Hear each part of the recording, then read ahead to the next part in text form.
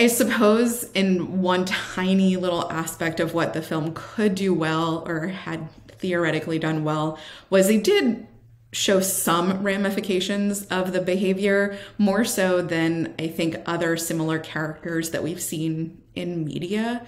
However, the bigger problem, or one of my main concerns in rewatching this, is really just addressing the fact that this isn't some like fun, silly 20-something who just doesn't know what's going on. She clearly has a mental illness, and that's not being addressed in the slightest.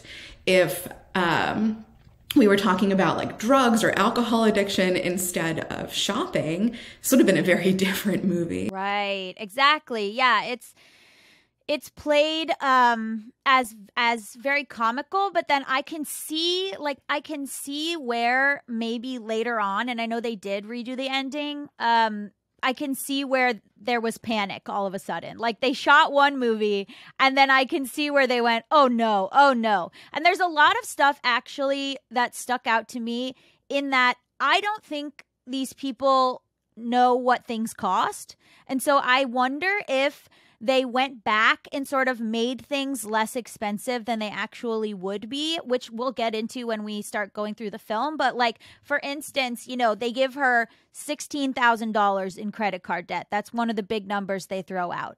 To me, at that time, during the recession, people had debt in the hundreds of thousands. People had student loans. People had medical debt. People lost, you know, their savings.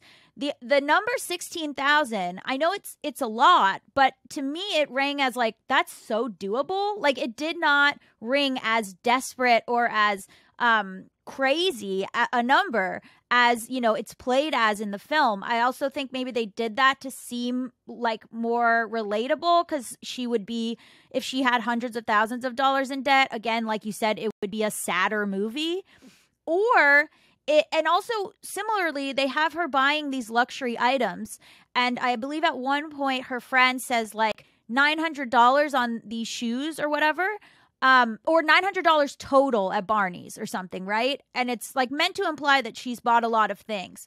$900 is one pair of shoes at Barney's. Right. Buying one item. I agree. And there are mentions of fashion labels throughout the film, and I agree that the reality doesn't coincide with the problem that they added up to be. I do think that number was probably a bit modest in order to be a little bit more relatable to the average viewer, a number that, you know, sounds high enough to be stressful, but without a doubt wasn't realistic. But that's just sort of a drop in the bucket in regards to what was actually realistic about the movie. People at the time, and what people at the time watching might have as debt. I can imagine someone watching this with, you know, $50,000 in medical debt that through no fault of their own, and going, this bitch has $16,000 in debt to a department store. Who gives a shit? You know what I mean? Like, it's very, I also, you know, like, I like luxury brands. I go through periods where I really like luxury brands, and then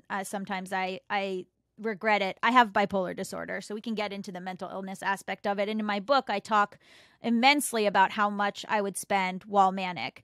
And at one point, in the last 2 years, I bought $2,000 boots from Gucci during a manic episode.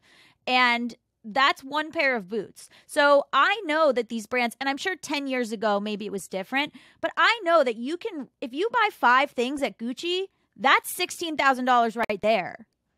So I was like, these numbers don't really add up to what it actually would cost to have this disorder. Thanks for watching. Tell us your opinions in the comment section below. I love to hear opinions. And for more Bad with Money videos, make sure to like, share, and subscribe using the links below. Come on, tell me how you really feel.